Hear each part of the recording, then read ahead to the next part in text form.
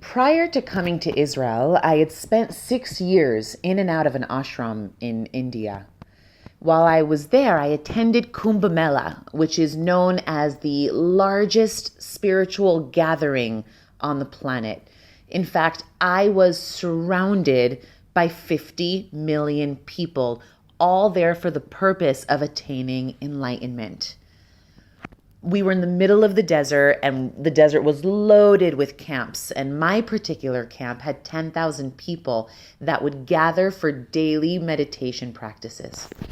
One afternoon, after not sleeping for more than 2 hours per night, I found an opportune moment to take a nap in the middle of the meditation hall in between sessions. So I curled up in a ball, I placed my head on my backpack, and I dozed off. Minutes into my nap, I heard the loudest banging noises I've ever heard in my entire life. I wasn't sure if I was sleeping or if I was awake or somewhere in between. So I opened one eye and I saw that the tent was actually moving, like it had a heartbeat, it had a pulse. I was convinced that I must have been dreaming, so I closed my eyes again and continued to doze off. Suddenly, the banging began to get louder and louder and louder. So this time I opened my eyes and I saw that the fabric of the tent, the walls of the tent, now not just a little, camping tent. I'm talking about a tent that fit 10,000 people. The walls of the tent began to tear. And that's when I realized that not only was I not dreaming, but I was in the middle of a very real hurricane. Everyone began to scream and ran towards this tiny little door.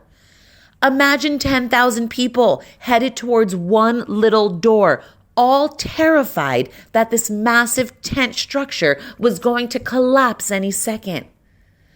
So in the corner of my eye, I saw a dip in the side of the tent. So as the water and mud were rising at knee level, I slid under the tent and found myself outside in what seemed like a scene out of The Wizard of Oz. Metal poles were flying and cars were shaking. Mind you, we were in the desert. We were in the middle of nowhere. So there was no stable shelter or anywhere to really hide. That's when I spotted a massive transportation truck and I slid under it and I closed my eyes. And while I was in my deep, deep level of prayer, asking the universe to save me from this hurricane, I heard this voice coming from my right side. So I looked over to my right and I saw this older woman with piercing blue eyes. And she looked at me and she said in a small, small whisper, "At least if we die here, we die with our guru." And that's when I knew that something was really wrong. That's when I knew that something had to change drastically, not just in that moment, but in my life. So I closed my eyes again. My heart was racing. And I said, "God, if you can hear me, I need a miracle." And a voice in my head responded, "Just believe."